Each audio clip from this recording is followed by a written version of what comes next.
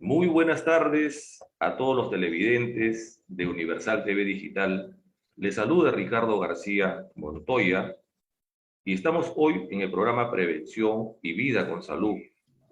Este programa ya viene emitiéndose hace algunos meses, desde que iniciamos, a raíz de esta cuarentena, iniciamos a emitir los programas a nivel virtual y se dedica específicamente a poder ilustrar con nuestros invitados, ilustrar a la comunidad en general acerca de la prevención y una mejor vida con salud.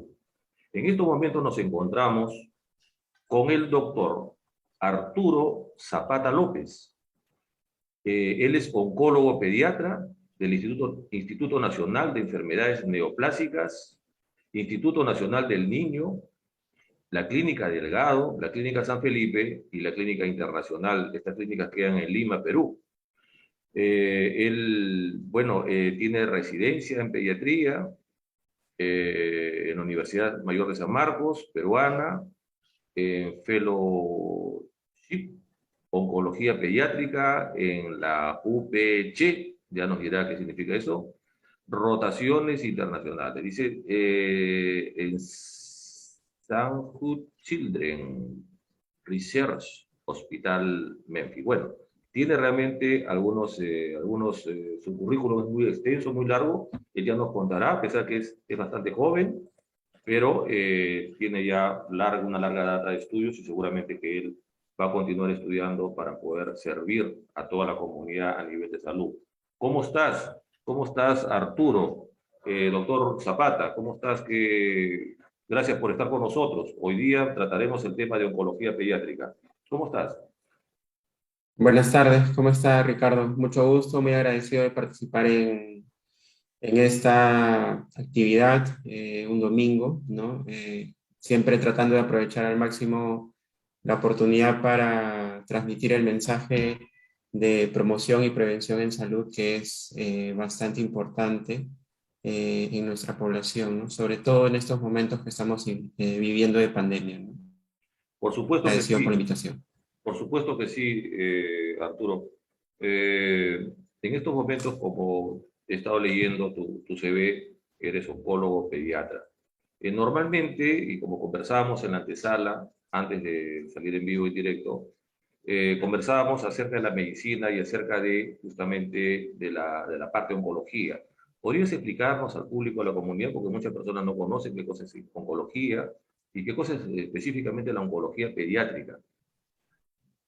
Claro, la oncología es una rama o una especialidad médica, así como existen especialidades como la cardiología, que se dedica al estudio de los problemas del corazón, la neumología, que se encarga del estudio de los problemas respiratorios, pulmonares.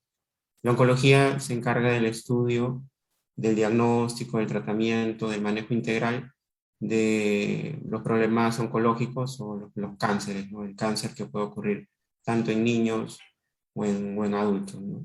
Realmente, oncología es una especialidad, si la comparamos con las otras especialidades médicas, relativamente nueva.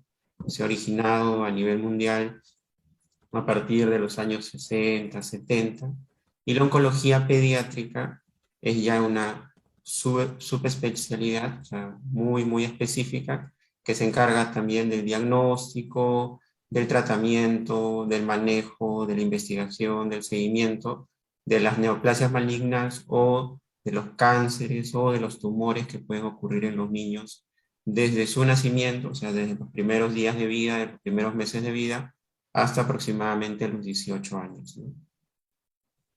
Qué bien, hasta los 18 años, ¿no? Y cuéntanos, ¿qué experiencias has tenido con respecto, bueno, las últimas experiencias, o qué podrías tú decirnos acerca de cómo se está manejando la oncología, que es una especialidad bastante importante, porque ya nos has dicho de que se trata justamente de ver todo lo que es el cáncer.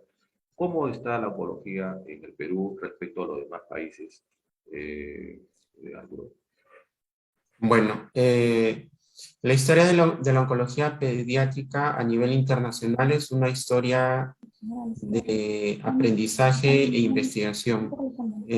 Estas enfermedades, porque el cáncer o los cánceres son enfermedades que van cambiando constantemente y cada cierto tiempo van apareciendo nuevas entidades, es una especialidad que necesita, o lo interesante de esta especialidad es que requiere y obliga a la comunidad médica y científica a estar investigando constantemente para desarrollar tratamientos novedosos que permitan mejorar la cantidad del éxito del tratamiento y reducir también las secuelas del mismo, ¿no? Entonces, si nos comparamos con realidades de países que están en desarrollo o países desarrollados como los países de Norteamérica o algunos países europeos, la sobrevida, o sea, la posibilidad de curación a 5 años de la mayoría de problemas oncológicos pediátricos supera el 80-85%, en algunos casos puede superar el 95%, o sea, tienen tasas de supervivencia o tasas de curación muy, muy elevadas. Y eso es gracias a que ya el sistema de manejo integral de los problemas del cáncer infantil están bastante desarrollados, organizados, ¿no? Entonces hay diagnósticos más tempranos, enfermedades más localizadas y por ende el tratamiento tiene mayor posibilidad de éxito o de curación, ¿no? Esa realidad de éxito, porque para que ellos hayan llegado a tasas de curación o de posibilidad de cura tan elevadas en la actualidad, quiere decir de que desde hace más de 30 o 40 años se han venido realizando procesos de investigación y de seguimiento y aprendizaje con los casos que han tenido para ir mejorando, ¿no? Alrededor de los años 70, por ejemplo, la leucemia linfática aguda, que es el cáncer pediátrico más frecuente, en Estados Unidos tenía una posibilidad de curación tan solo de un 20-25%, que eso quería decir que en esa época de los 70, la mayoría de niños con estos diagnósticos fallecían. Y eso era porque la enfermedad era muy avanzada, porque no se conocía mucho de la enfermedad, porque el tratamiento no era el mismo de ahora, ¿no? Entonces, en toda esta historia de más de 30 años, el tratamiento ya ha evolucionado y ha llegado a tasas de curación bastante elevadas. Entonces, esa realidad, por el momento, países como el Perú, que son países de ingresos bajos o medianos, ¿no? No la compartimos por diversos motivos, ¿no? Uno de ellos es la fragmentación que tiene nuestro sistema de salud, ¿no? Nuestro sistema de salud todavía es un sistema de salud precario, centralizado, ¿no? Si hablamos de posibilidades de instituciones que pueden dar tratamiento a esta enfermedad en el país, la mayoría de ellas se encuentra en Lima. Eso quiere decir que cuando se hace un diagnóstico oncológico o de cáncer o de un tumor en un niño de provincia, obligatoriamente este paciente tiene que viajar con su familia a Lima para que se pueda confirmar el diagnóstico y se pueda tratar aquí durante un periodo que es largo, ¿no? Que puede ir de meses, incluso hasta años, ¿no? Entonces, este sistema fragmentado, poco articulado en el tema oncológico pediátrico, contribuye a que las posibilidades de éxito en el tratamiento no sean las mejores, ¿no? Otro punto importante es las políticas o los planes de salud como país, ¿no? Se tiene que haber un presupuesto que esté destinado a este tipo de patologías, que en los últimos años sí ha habido una mejora, ya se reconoce que el problema del cáncer infantil es una realidad en el Perú, no sé, ya se estima que alrededor de 1.800 a 2.000 niños peruanos enferman por cáncer cada año, o sea, más o menos esa es la cantidad de casos que tenemos a nivel del Perú, y la mayoría de ellos, casi el 70% viene de provincia, ¿no? Entonces, al conocer más o menos la realidad y la distribución de este grupo de enfermedades en el país, y a la insistencia de la comunidad de salud, los profesionales de la salud, también las familias y algunas autoridades que se han ido involucrando en el camino, hemos logrado que desde el año pasado se apruebe la ley del cáncer infantil, porque el cáncer infantil en el Perú ya tiene una ley aprobada que se está reglamentando en la actualidad, ¿no? Y me parece que ya están tratando de ultimar detalles para terminar la reglamentación,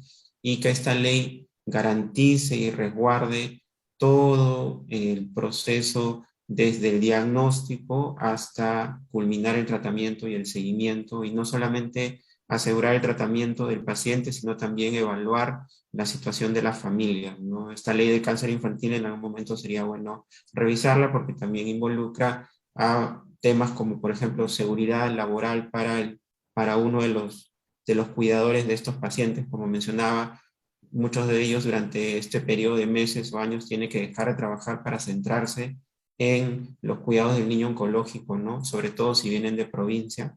Entonces, pueden sufrir de despidos, pueden sufrir de algún tema que vulnere también la continuidad del tratamiento, ¿no?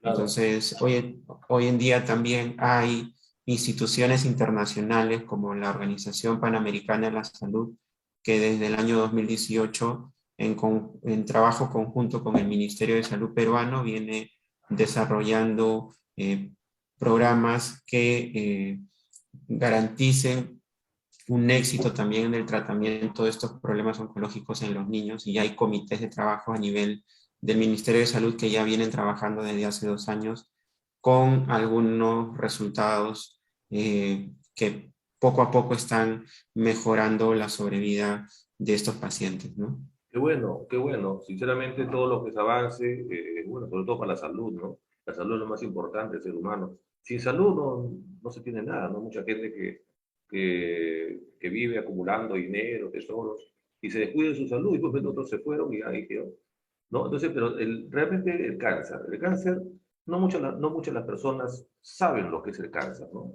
Yo particularmente no sé bien lo que es el cáncer, ¿no? Científicamente hablando, ¿no? Y por qué se produce, en base a qué, hay formas de prevenirlo, hay formas de contrarrestarlo. En esencia, ¿qué cosa es el cáncer? ¿Qué pasa con el ser humano cuando tiene un cáncer? Porque hay cáncer para todo, ¿no? Hay cáncer de lengua, cáncer de todo, de hueso, etcétera. Lo único nomás que falta, creo que hay cáncer para el cabello. Creo que no sé si hay cáncer, no creo. Hay cáncer de repente para el cuero capilar, que le llaman Cuero cabelludo cuero de la cabelludo, ¿no? piel. Pero, ¿qué cosa es el cáncer, Arturo? Ilústranos un Sí, poco. el cáncer no es una entidad única, es un conjunto de enfermedades, ¿no? Como usted lo ha mencionado, casi cualquier órgano del cuerpo o cualquier estructura del cuerpo puede enfermar por cáncer, ¿no? Y básicamente lo que sucede es, por algún motivo, que va a depender mucho de qué tipo de cáncer estemos hablando, se forma una tumoración, una masa, debido al crecimiento desorganizado de las células que tiene este tejido, ¿no? Y eh, lo que tenemos que entender, que las células de nuestro cuerpo no son constantes durante todo el tiempo de vida que tenemos, ¿no? Por ejemplo, los glóbulos rojos, ¿no?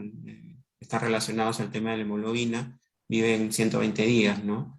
Las plaquetas viven una semana, ¿no? Las defensas viven horas en algunos casos y se están renovando constantemente. Eso quiere decir que en nuestro cuerpo hay un constante recambio de células, ¿no? La piel, por ejemplo, que tenemos nosotros en la cara, en el cuerpo, se recambia cada 4 semanas, ¿no?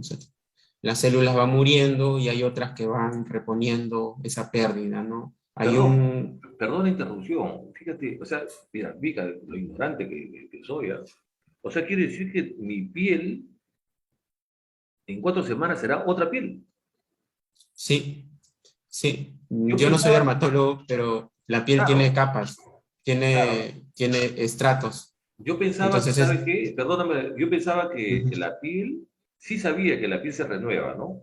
Que se renueva todos nuestros órganos, sabía, pero yo pensaba que ujú. era 7 años, cada 7 años. Pero tú me dices No, es cuatro cada más o semanas. menos 4 semanas, sí. Uy, ayer nos Sí, estamos es por eso renovando. que la cicatrización dura más o menos un periodo de 2 semanas, 3 semanas, dependiendo de la profundidad de la herida, por ejemplo, ¿no? El cuero cabelludo también, los folículos pilosos van reduciéndose en número conforme vamos avanzando en los años, ¿no? Entonces, Ah, nuestro mira, cuerpo en general las células que componen cada órgano están en un constante recambio, ¿no? Hay células que van reemplazando a las que ya van muriendo, por así decirlo. Entonces hay un ciclo de recambio que se conoce como el ciclo celular, ¿no? Cada Claro, célula de nuestro organismo ya viene programada con un tiempo de vida específico, ¿no? claro, Entonces, te interrumpí, perdóname, pero estabas en un momento, pero bastante bueno, porque estabas justamente diciendo de que, entrando en ese tema, ¿no? Pero puedes continuar, por favor, para sí, poder conocer. sí. Entonces, como hay este recambio constante y es ordenado, o sea, ya esto está programado, codificado en nuestro material genético, ¿no? Ya se sabe cada cuánto tiempo va a haber este recambio. Y más aún, el cuerpo es tan sabio que ha diseñado unos vigilantes de que este recambio sea organizado, ¿no? Que exista cierto número de células que desaparecen o que mueren y que otras puedan reemplazarlas, ¿no? En una cantidad más o menos equivalente. Entonces, lo que pasa es que cuando estos vigilantes o estas células por algún motivo se desordenan, se enferman por cáncer, esta capacidad de duplicarse, aumentar en número, se pierde, se desregula. Entonces van creciendo los tumores y van apareciendo las masas en el cuerpo, ¿no?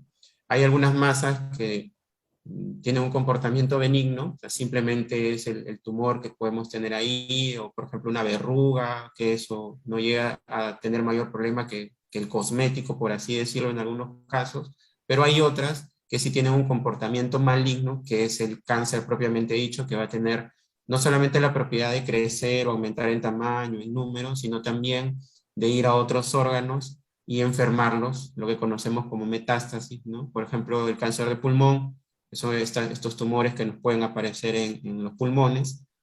Si no hay un control, un tratamiento y la enfermedad va avanzando sin nada que la detenga, puede aparecer en el cerebro o en los huesos o en otro órgano. Cuando ya Claro. sale otro órgano a distancia es conocido como metástasis, ¿no? Interesantísimo. Entonces, Antes de hacerte una nueva pregunta, uh-huh. perdóname, vamos a darle pase también a nuestra directora del programa y conductora también, la licenciada Victoria Palomino. ¿Qué tal, Victoria? Por fin se solucionó el tema. Bueno, ya nos contarás la guerra que has tenido para entrar con el video. Ya nos contarás. Pero fíjate, la pregunta que te quisiera hacer, como antes, la antesala también, cuando usemos terminologías de repente un poco técnicas y que de repente mucha gente no sabe, un poquito te voy a molestar un poquito en preguntarte eso. Por ejemplo, hablas de los tumores. ¿Qué cosa es un tumor? ¿Cuántas calidades de tumores hay? ¿Por qué se forma el tumor? Y si hay tumores benignos, tumores malignos, se escucha hablar así. Entonces, ¿cómo es que ya se identifica, o qué tipo de tumor tiene que ser para que se pueda detectar como un cáncer, por ejemplo? Pero primeramente, ¿qué es un tumor? Claro, el tumor es lo que comúnmente conocemos como una masa, ¿no? Un bulto, por así decirlo. ¿Y qué Ya. contiene este tumor o masa o bulto? Es células que han crecido de manera desordenada. Ahora, este bulto, tumor o masa puede aparecer en cualquier parte del cuerpo, ¿no? Puede aparecer en el cuello, en las axilas, en los órganos que están dentro de nuestro cuerpo, en los pulmones, en el hígado, en el vaso, en los intestinos, en los testículos, en los varones, en los ovarios, en las mujeres, en cualquier Perdón, parte. o sea, tumor es sinónimo de bulto para empezar físicamente. O sea, si no hay O bulto, masa, si no hay más, masa, si no hay bulto, no es tumor, por ejemplo. Tiene que ser ajá, bulto. Ah, ya. Ok. sí, sí, sí, lo que nosotros tratamos de diferenciar si estas masas, o esta masa, o este bulto, o este tumor, es benigno o es maligno, ¿no? Lo que es benigno generalmente no requiere algún tratamiento adicional porque no tiene un comportamiento agresivo, simplemente por algún motivo las células del órgano se agruparon y formaron esta masa, pero no hicieron más. Y a veces solamente basta con retirarlo y no necesita un tratamiento adicional, no necesita quimioterapia, no necesita radioterapia, no es considerado realmente cáncer, ¿ya? Y los tumores malignos, malignos de malos, ¿no? De agresivos, sí es lo que nosotros conocemos ya con terminología médica como cáncer, ¿no? O neoplasia maligna, ¿no? Y estos tumores sí necesitan un tratamiento por lo general adicional, ¿no? Que ya tiene que ser complementado de acuerdo a el estadiaje, o sea, cuánta extensión tiene, a qué otro órgano se ha ido, ¿no? Y ya depende de qué tipo de tumor estemos hablando, ¿no? Generalmente podemos diferenciar de manera muy grosera los tumores benignos, es decir, los que no llegan a ser cáncer, de los tumores malignos, de los que sí son cáncer, eh, por algunas características clínicas, ¿no? Generalmente los tumores benignos no dan mayor problema, no tienen compromiso del estado general de la persona, no producen fiebre, no producen pérdida de peso, ni baja del apetito, ni se asocian a otros tumores, eso quiere decir que solamente van a estar en un lugar. Y la única manera de estar 100% seguro de que ese tumor no es cáncer es retirarlo, ¿no? En la medida de lo posible por completo, y ponerlo en un microscopio y que el médico patólogo, que es el que revisa estos tejidos, nos diga si es cáncer o no lo es, ¿no? En cambio, los problemas oncológicos, los tumores, las masas malignas o los cánceres, generalmente cuando van avanzando en el tiempo sí se asocian a otros problemas, ¿no? Como fiebre, baja de peso, pérdida de apetito, aparición de otros tumores asociados en otras partes del cuerpo, ¿no? Tiene un comportamiento agresivo, ¿no? Y dependiendo de qué tipo de enfermedad oncológica mencionemos, algunos son más agresivos que otros. Todos estos síntomas y molestias los pueden presentar en semanas y en algunos casos podrían ser a meses, pero dependiendo de qué enfermedad hablemos, ¿no? Ok, gracias, gracias. Un tema muy apasionante y se me vienen muchas preguntas realmente, pero mejor le vamos a dar pase a Victoria para que ella también nos acompañe. Bienvenida, Victoria, ¿cómo estás? Adelante. Hola, ¿cómo está? Buenos días, ¿qué tal? ¿Qué tal, Ricardo? ¿Cómo está? Bienvenido, señor Arturo Zapata. Un gusto que usted esté con nosotros acompañándonos en un programa más de prevención y vida con salud. Justamente el tema que estás tratando, que es importantísimo, doctor. Usted sabe que el cáncer de mama, hablando de uno de los tipos de cáncer, es el que tiene mayor prevalencia en el país, ¿verdad, doctor? Tanto así que en octubre se celebró, ¿no? El Día Mundial de Lucha contra el Cáncer de Mama, ¿cierto, doctor? Y la Sí, estadística dice que de 1 de 8 mujeres sufre de cáncer de mama. ¿Ustedes nos podrían un poquito hablar de las causas?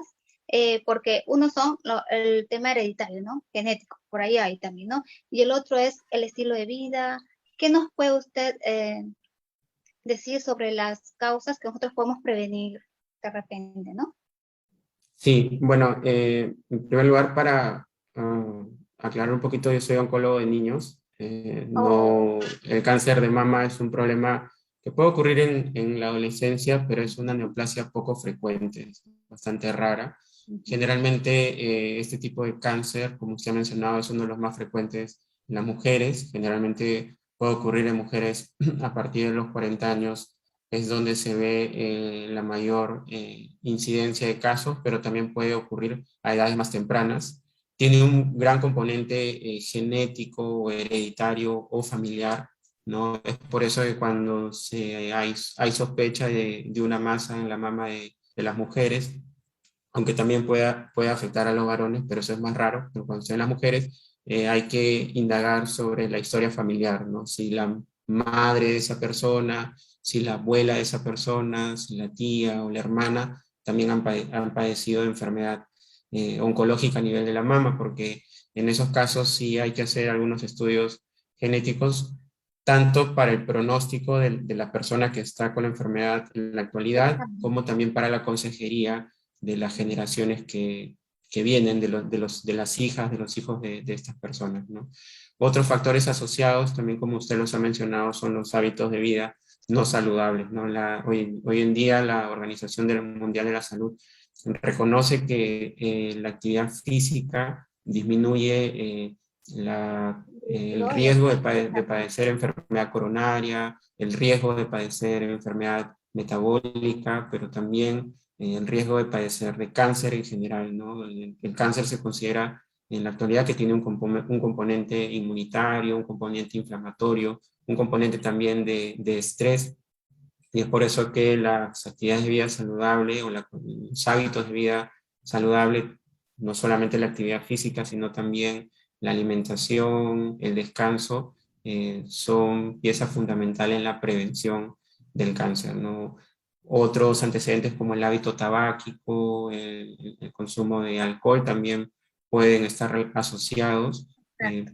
pero lo que sí me gustaría un poco, para redondear la idea, es que el cáncer, por lo general, es la suma de varios eventos, ¿no? No solamente hay una causa específica, o son muy poquitos los problemas oncológicos que tienen una causa específica. La mayoría de ellos son una suma de eventos, ¿no? O sea, es una persona que por lo general va a venir ya predispuesta, o sea, ya con una información que ya viene codificada en su cuerpo, a la cual se le van agregando otros daños en el transcurso de su vida, ¿no? Como el consumo excesivo de alcohol, como el fumar cigarro, no solamente fumarlo, sino también estar en contacto con personas que fuman, ¿no? Los fumadores pasivos, ¿no? El carecer de actividad física. Entonces son una suma de eventos que hacen que la persona pueda desarrollar cáncer, ¿no? También hay otras condiciones, por ejemplo, que ya son más puntuales. En el caso de las mujeres, el cáncer de cuello uterino, que ya se ha demostrado que, por ejemplo, la infección por el virus de papiloma, de algunos tipos del virus de papiloma, incrementan el riesgo de padecer cáncer de cuello uterino en el futuro, ¿no? Por eso que el Perú también tiene el tema de la inmunización a las niñas a partir de los 10 años contra el papilomavirus para tratar de reducir el riesgo de que ellas se enfermen por este tipo de cáncer, ¿no? Entonces, por ejemplo, en el caso específico de cáncer de cuello uterino, si hay una relación o hay una asociación entre la infección de este virus de papiloma y el desarrollo de cáncer en los años siguientes, ¿no? Pero en otras Claro. enfermedades no es tan así, o sea, es como una suma de varios eventos, ¿no? De varios factores de riesgo que se van juntando y hacen en la persona predispuesta que se desarrolle la enfermedad. Es verdad, son causas múltiples, ¿verdad, doctor? Ujú. Yo le decía esta Sí, pregunta porque como un buen oncólogo que usted ya tiene el conocimiento de las causas en general de todo tipo de cáncer, ¿sí? Y lo que quería decir una cosa más es que hay que adicionar esto, que es verdad que la obesidad es un factor de riesgo, ¿verdad? ¿Sí o no?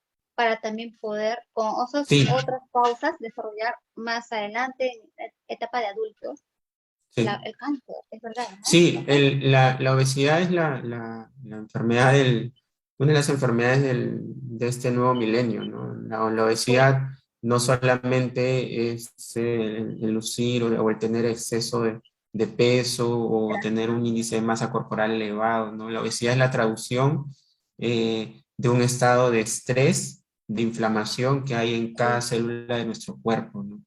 Y este estrés o esta inflamación crónica, porque la obesidad produce una inflamación crónica en el cuerpo, también hace que las células no funcionen adecuadamente y que este ciclo de recambio que hablábamos de los diversos órganos de las células también se pueda ver alterado, ¿no? Y en algún momento puedan también predisponerse a desarrollar otro tipo de enfermedades, dentro de ellas las oncológicas, ¿no? Pero también están las cardiovasculares y otras. Ujú. Sí, Claro, doctor. interesante, perdón, Victoria. Estaba justamente, ingresé un ratito a lo que es el Instituto Nacional del Cáncer y estaba viendo un artículo sobre los sentimientos y el cáncer, ¿no? O sea, porque normalmente una persona que tiene cáncer ya no piensa igual, ¿no? Y dice, ¿no? Del mismo modo como el cáncer afecta su salud física, también puede ocasionar una amplia variedad de sentimientos que usted no acostumbra a enfrentar. Asimismo, puede hacer que los sentimientos que se presentan parezcan más intensos. Estos sentimientos pueden cambiar a diario, cada hora o incluso cada minuto. Esto es cierto, ya sea que usted esté actualmente en tratamiento, que lo hayan terminado o que se trate de un amigo o de un familiar, todos estos sentimientos son normales. Doctor, realmente el cáncer, como ya está totalmente conocido ese término, pero bueno, algunos no saben la intensidad del cáncer, cuando ya el doctor le dice tiene cáncer, ya uno cambia, ¿no? O sea, su forma de ser ya pareciera como que la vida a uno le cambia, como que los días se te acortan, entra como una especie de una mezcla de sentimientos, quizás depresión, ¿no? Ahora, siempre tiene que estar acompañado de un tratamiento psicológico, siempre, o es que una persona ya sabe que tiene cáncer y ya, bueno, normal. Por ejemplo, yo tengo un lipoma, acá, no, tuve un lipoma acá en el cuello, ¿no? Que cuando me ponía la corbata tenía que, hasta a veces incómodo, pues, ¿no? Porque creció el bulto, ¿no? Me operaron una vez, acá en el Perú, y me creció de nuevo. Y me operaron una segunda vez ya en Europa, y yo le conté al doctor y me dijo, ya no le va a volver a crecer. Porque si le crece ya es algo raro, me dijo, ¿no? Entonces, ya no le va a volver a crecer, no tiene por qué crecer porque ya le hemos rapado. Duró como 3 horas la operación, ¿no? Porque es el cuello, ¿no? Entonces, cuando es el cuello en la nuca es delicado, ¿no? Porque es muy delicado, una operación bastante delicada, que no es igual como el de brazo, ¿no? Sino el del cuello. Y si fallan ahí, ya ahí quedó uno, ¿no?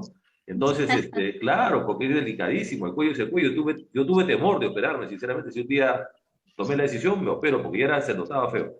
Entonces, pero el doctor me dijo algo que me dejó asustado y me dejó un poco traumado a mí y hasta ahora sigo un poquito tocándome ahí por si acaso me está creciendo. Dijo, no le va a crecer porque si le crece ya sería algo más complicado, ¿no? Ya sería ya, de repente, hasta incluso me dio a entender, no me dijo, pero me dio a entender que podía llegar a ser maligno. Y cuando uno tiene un tumor maligno en el cuello, ya pues no te van a cortar el cuello. Tienes un tumor en la pierna, te cortan la pierna de repente y se acabó el tema, pero el cuello es delicado. Doctor, ¿cómo? Dos preguntitas acá.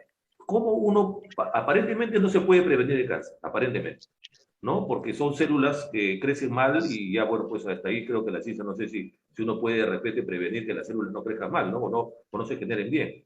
Pero cuando uno tiene un tumor y todavía es benigno, ¿qué cosa es lo recomendable? ¿Extirparlo, sacarlo, limpiar esa zona o dejarlo ahí nomás? Porque algunos médicos dicen, no, déjalo ahí nomás. Por ejemplo, en el caso mío también otra cosita más, voy a aprovechar que usted está acá, también me está creciendo un lunarcito, que yo mucho me observo mi cuerpo, ¿ah? Porque ya a partir de este lipoma ya me observo mucho mi cuerpo.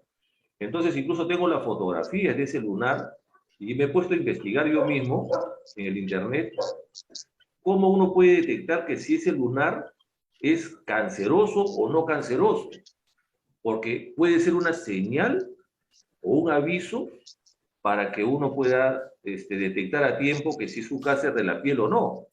Entonces, acá están las dos preguntas, cómo se podría prevenir para no, de un tumor maligno, aunque no se convierta en benigno o maligno? Y si es que de repente es verdad lo que me dijeron a mí, de que el tumor cuando me salió 2 veces el lipoma, en una tercera se podría también convertir en maligno. Doctor, por favor.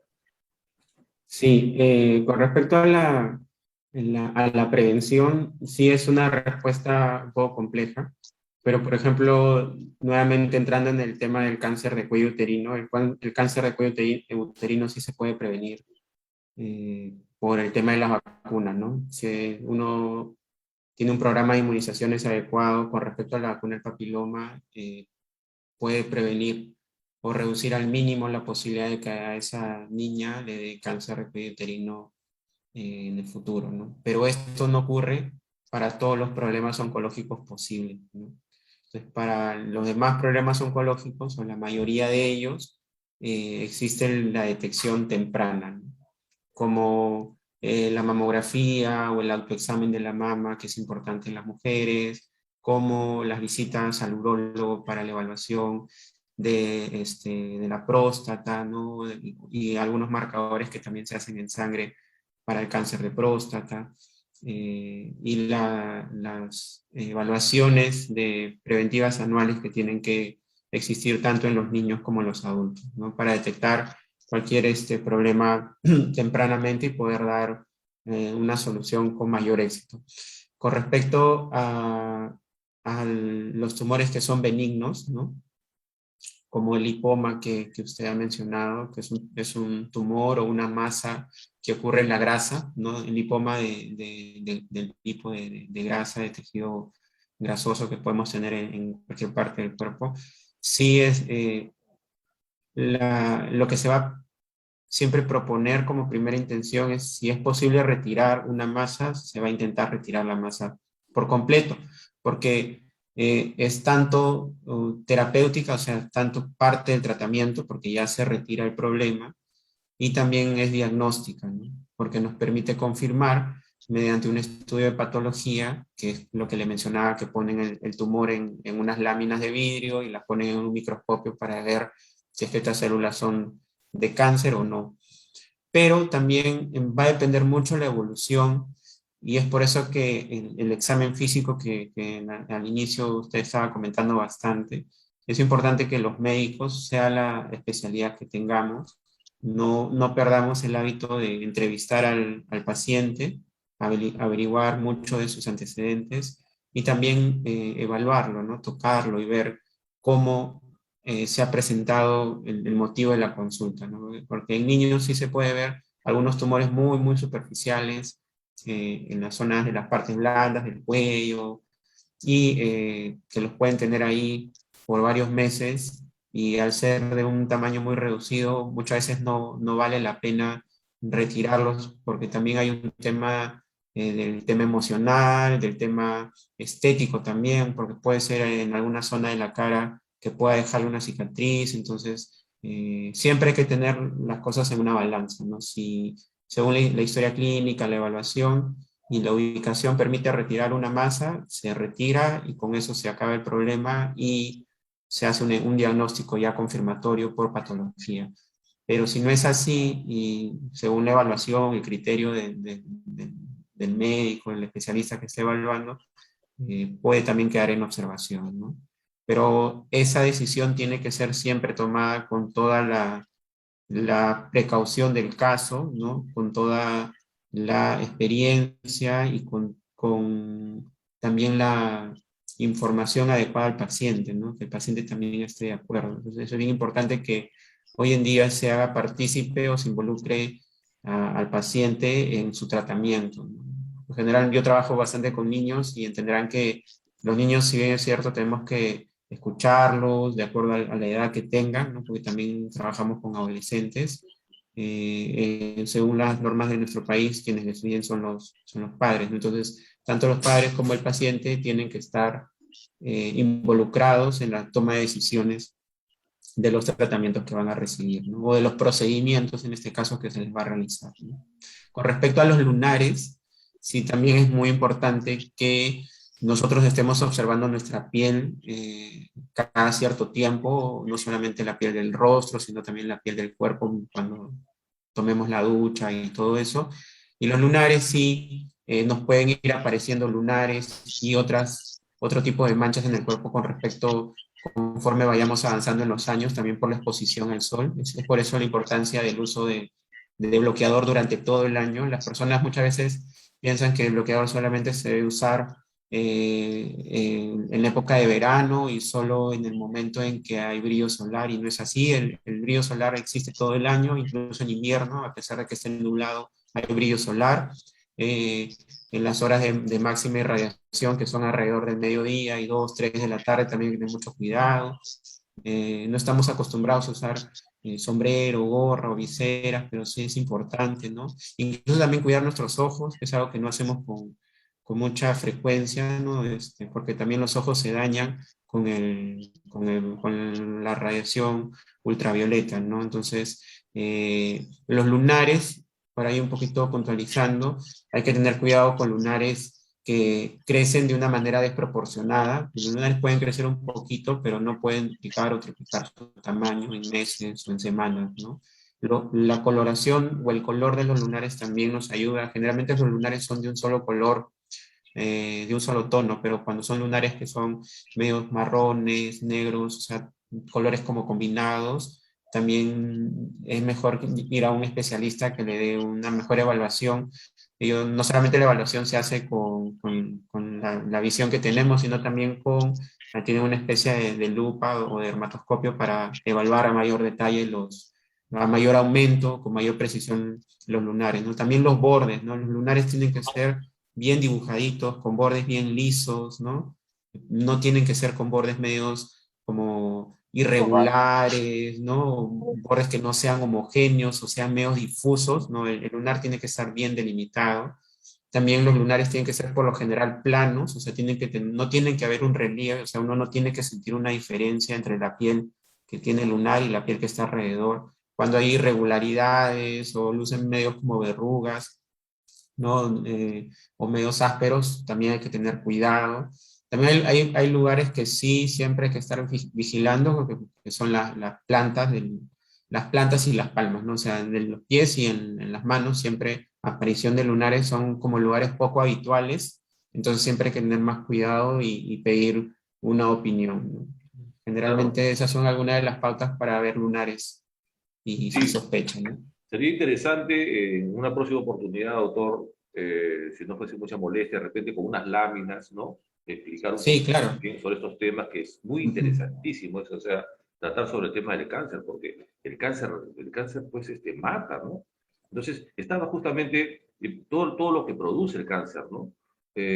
No solamente la parte biológica, física, sino también produce agobio, negación, enojo, temor y preocupación, estrés, ansiedad, tristeza, depresión, Depresión. culpa, soledad, o sea, una serie de detalles, ¿no? Se hacen preguntas, las personas que tienen cáncer dicen, por ejemplo, eh, si va a vivir o no va a vivir, cuánto tiempo, ¿no? Luego se preguntan también, ¿por qué a mí? ¿Por qué me sucede a mí? El miedo, el pánico, la frustración, ansiedad. O sea, es muy necesario de que las personas que tienen cáncer tengan pues una ayuda también complementaria al lado, ¿no? De un psicólogo, de un terapeuta, de la misma familia, ¿no? ¿Ayuda en algo, doctor, esto, el levantarle el ánimo, influye en la parte psicológica, o es que no, igual nomás va a ser su progreso y el camino es igual, o merma un poco, porque a mí me daba el COVID 2 veces. Entonces, la segunda vez, siempre me hablaba, me dio muy fuerte la segunda vez, ¿eh? Y gracias a Dios por la misericordia que estamos acá conversando, sinceramente, ¿no?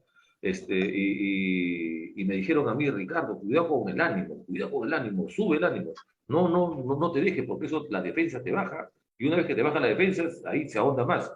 Y yo, gracias a Dios, creo que he trabajado más que toda mi vida con el COVID, ¿eh? O sea que trataba de que no me baje, sino me ocupaba de mil cosas.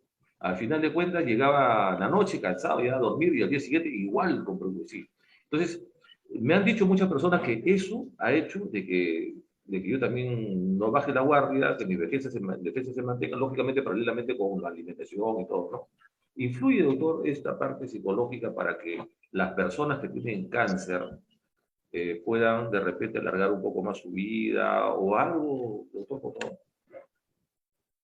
Sí, claro. Hoy en día el manejo del cáncer es multidisciplinario, ¿no? O sea, no solamente estamos nosotros que somos los oncólogos, ¿no? En mi caso, oncólogo en niños. También está el equipo de cirugía, ¿no? Los cirujanos. Están otras especialidades que están involucradas y en la parte ya incluso está involucrada servicio social, ¿no? Las asistentes sociales, porque también hay que evaluar el contexto de la familia, ¿no? El contexto económico, social, sobre todo porque trabajo con niños, ¿no? También es ese mismo enfoque en adultos. Y una parte muy importante es la parte emocional, ¿no? No solamente en el problema oncológico, en todos los problemas de salud. Hoy en día vivimos una vida bastante agitada, ¿no? En la cual el estrés, la depresión, son situaciones que son infra o subdiagnosticadas, ¿no? La mayoría de nosotros estamos bajo situaciones estresantes la mayor parte del tiempo, ¿no? Entonces, no todos tenemos las herramientas para poder sobrellevar o salir adelante frente a estas situaciones adversas que nos presenta la vida, ¿no? Entonces, un diagnóstico oncológico más aún es una noticia poco grata, no solamente para la persona que la padece, sino también para su entorno cercano, ¿no? Su familia, ¿no? Los padres, los niños, las parejas de las personas adultas, ¿no? Y también su familia cercana se ve afectada, ¿no? Entonces, la parte emocional, espiritual también es fundamental y tiene un respaldo basado en la ciencia, ¿no? Eso es ampliamente demostrado que también el estrés y la depresión tienen un rol importante en el tema del desarrollo de enfermedades y en la regulación también de la inflamación que puede haber en el cuerpo, en la regulación de nuestro sistema inmunitario, ¿no? Muchas veces a nosotros, no sé, quizás conocen algún familiar muy cercano que no ha tenido una enfermedad muy grave, pero en un momento de estrés o de depresión o de mucho sobrecarga de emociones por una etapa particular de su vida, y le empiezan a salir heridas en la boca, ¿no? Le brota herpes, y es porque el estrés o la ansiedad y todas estas emociones hacen que el sistema inmunitario no funcione adecuadamente y algunos virus puedan infectarnos, ¿no? O se cae el cabello sin una explicación, y muchas veces es relacionado al tema emocional del paciente, ¿no? Entonces, en el tema oncológico más aún, ¿no? Y también algo que siempre tenemos en la actualidad, todavía existe como que un sentimiento o vemos el cáncer como algo que nos causa mucho terror a todos, ¿no? Es una palabra que nadie quiere tocar o es como que desconocido o es algo como que pensamos que no tiene solución. Incluso profesionales de la salud que no están dedicados a la parte de oncología, pediatras, médicos generales u otras especialidades, ya cuando escuchan cáncer dicen, no, acá piensan que no hay otro camino y el desenlace va a ser el mismo y único que hay que hacer es acompañar, dar confort, que eso es importante, pero por ejemplo, como mencionaba al inicio, en problemas oncológicos pediátricos, la posibilidad de curación es alrededor del 80-90%. O sea, son enfermedades que, si bien es cierto, el camino para lograr la curación es largo, y eso es algo que siempre se tiene que comunicar a la familia para que entienda que el cáncer no es tratar una neumonía, una diarrea, que en una semana, 2 semanas ya están resueltas con antibióticos o sin antibióticos, ¿no? El cuerpo las resuelve, ¿no? Y ya le decimos está curado. El cáncer no, el cáncer requiere de un tratamiento constante, requiere de que estén involucradas muchas partes, no solamente la parte médica, la parte emocional, como mencionan, sino la parte familiar, el Estado, la sociedad, todos empujar el coche para que en el tiempo que tenga que durar el tratamiento, que a veces es medio año, a veces son 3 años, dependiendo de qué enfermedad, se logre controlar y luego ya de un seguimiento de 5 o 10 años podamos decir que esté curado, ¿no? Entonces, la diferencia aquí es el tiempo, pero si son enfermedades que se han diagnosticado muy tempranamente, en fases muy iniciales, la posibilidad de curación es bastante alta, ¿no? Aquí el tema es un poquito el tiempo, ¿no? El tiempo y la incertidumbre que hay alrededor de este grupo de enfermedades. Entonces, la idea también de estas reuniones, de las campañas que en estos últimos 2 años han habido fuertemente, como he mencionado, Victoria, por ejemplo, que se acuerda del Día Internacional de la Lucha contra el Cáncer de Mama, ¿no? Incluso nos ponemos nuestros lacitos de colores, el lazo rosadito, que es el de la mama, el de los niños, por ejemplo, es en febrero, el 15 de febrero, un día después del Día del Amor, el 15 de febrero es el Día Internacional de la Lucha del Cáncer Infantil y el color de los niños es el dorado, ¿no?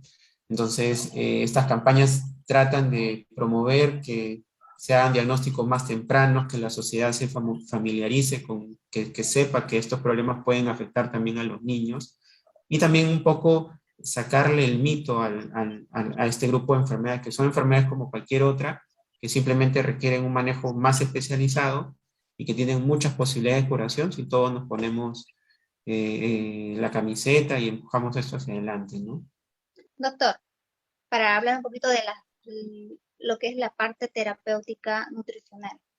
Sabemos que hay alta demanda y se debe reponer o se debe incrementar, fortalecer ciertas vitaminas, de preferencia que son los llamados antioxidantes importantísimos para justamente reparar y regenerar esas células que están destruyendo, se están muriendo, en la medida que ellos pueden mejorar su estado de salud. La vitamina C, ¿verdad, doctor? La vitamina E, la vitamina A, los carotenoides, importantísimos. ¿Usted está de acuerdo con la suplementación a casos de niños o jóvenes con cáncer? ¿Por qué? Porque se escucha mucho esto. De mi lado, de mi parte, la alimentación es vital con estos nutrientes que se encuentran en general en las frutas y verduras. Sí, doctor, ¿qué opina sobre esto? Sí, es un punto muy importante y también es un poco un punto donde hay mucho debate, ¿no? Aquí Controversial, doctora. sí es controversial, depende mucho de la posición de cada especialista, también el tema de la alimentación en realidad es como la nuestra, donde es muy, muy variada, ¿no? Y la alimentación de los peruanos es bastante marcada y a veces un poco diferente de acuerdo al lugar donde nosotros venimos, ¿no? La Entiendo. alimentación del niño de la costa es diferente al niño de la sierra y es diferente al niño que Sí, viene de la selva. Solamente marcando la esas tres cultura. regiones, ¿no? Esas tres áreas, pero hay mucho más, ¿no?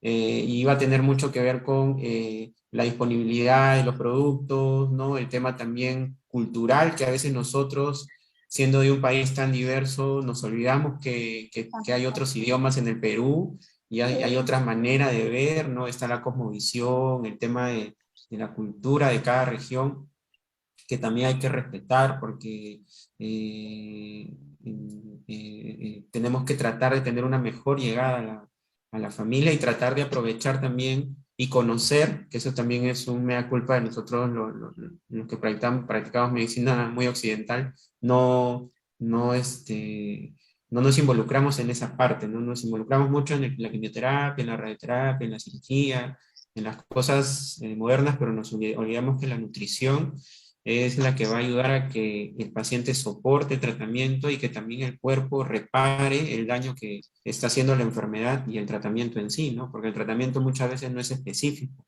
El tratamiento muchas veces no ataca solamente al problema que es el cáncer, sino también hace que el cuerpo se debilite, ¿no?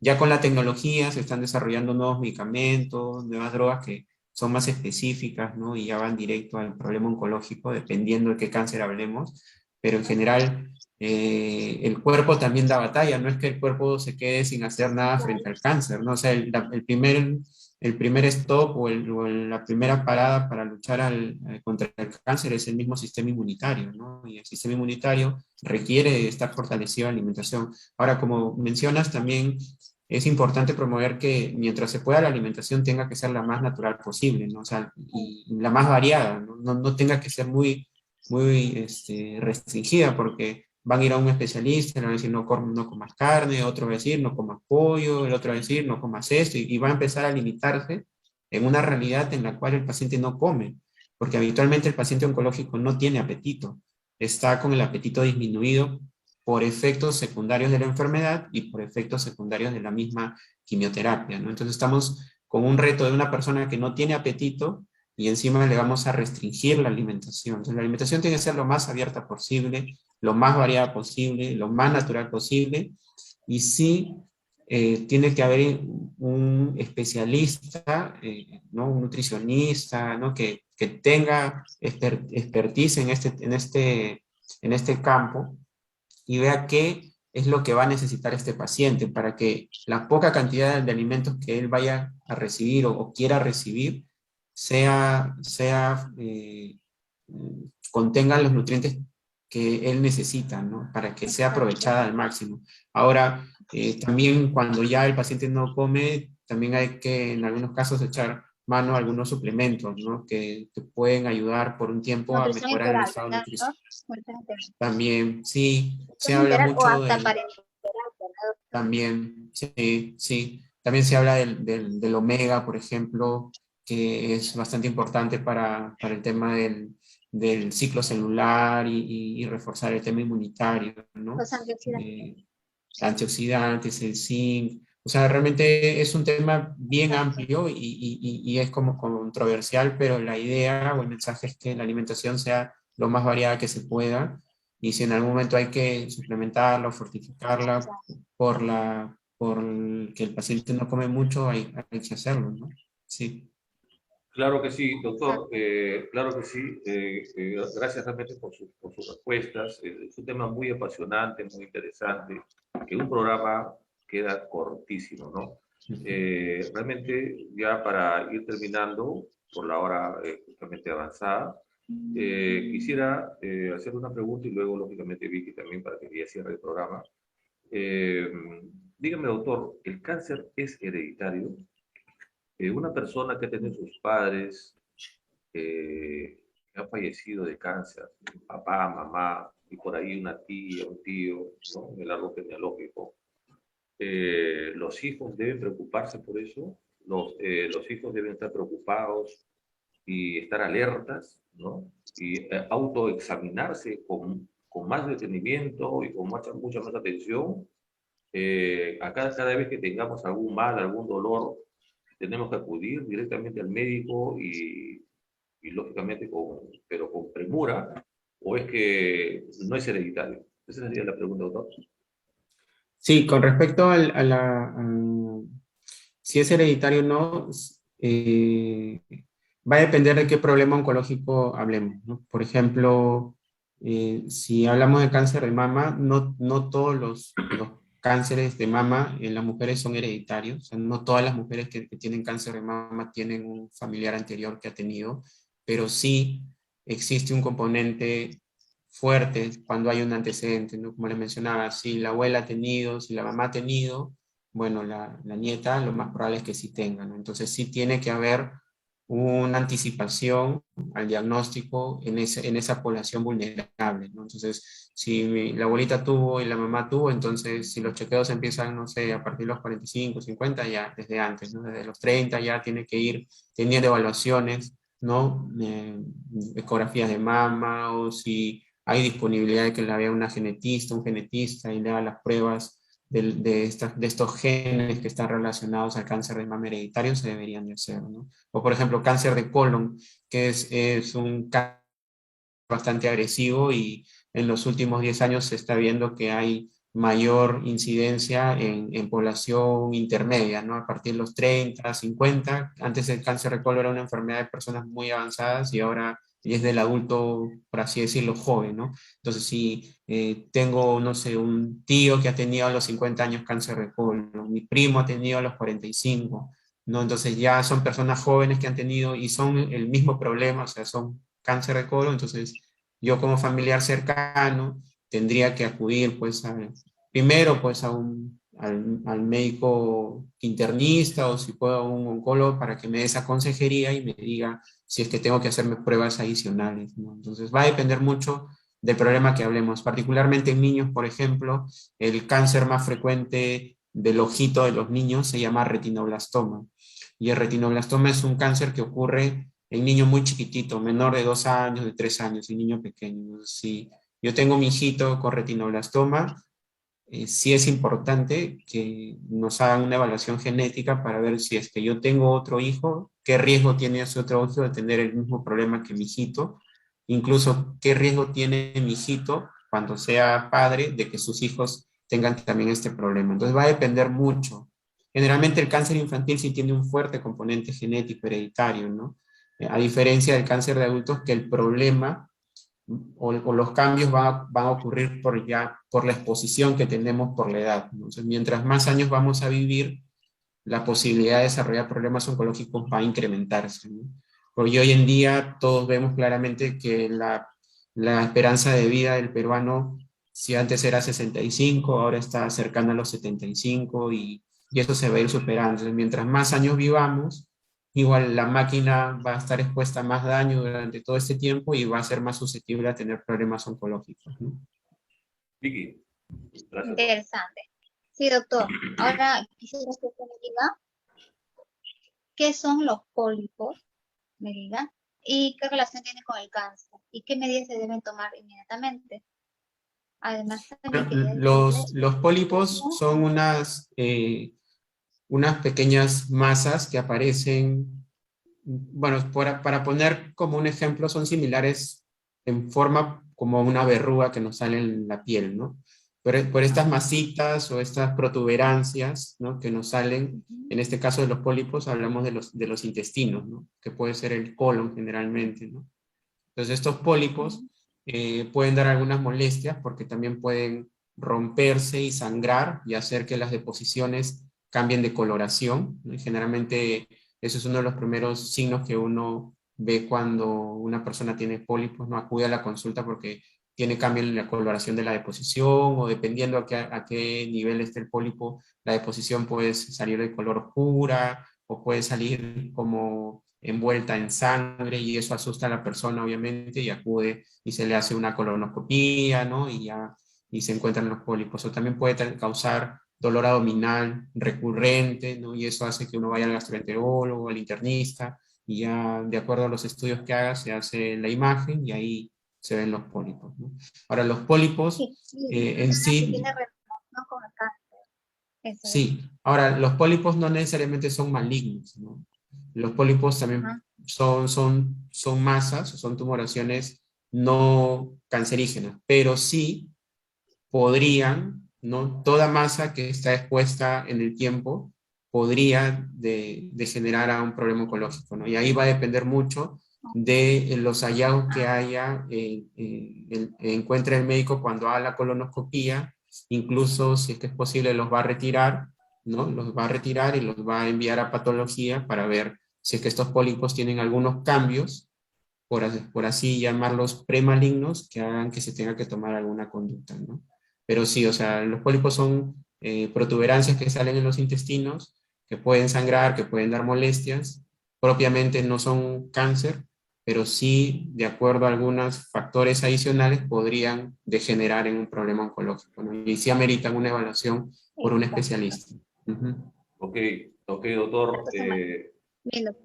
Ok, doctor, muy ilustrativo. Realmente usted nos ha dado una cátedra, nos ha ilustrado a todos, a la comunidad en general. Y lo comprometemos, doctor, si fuese tan amable, en otra oportunidad quizás también invitarlo para tocar estos temas de oncología pediátrica y en el fondo para que las personas, los televidentes, puedan enterarse un poco más. Me gustaría que usted cierre el programa, doctor.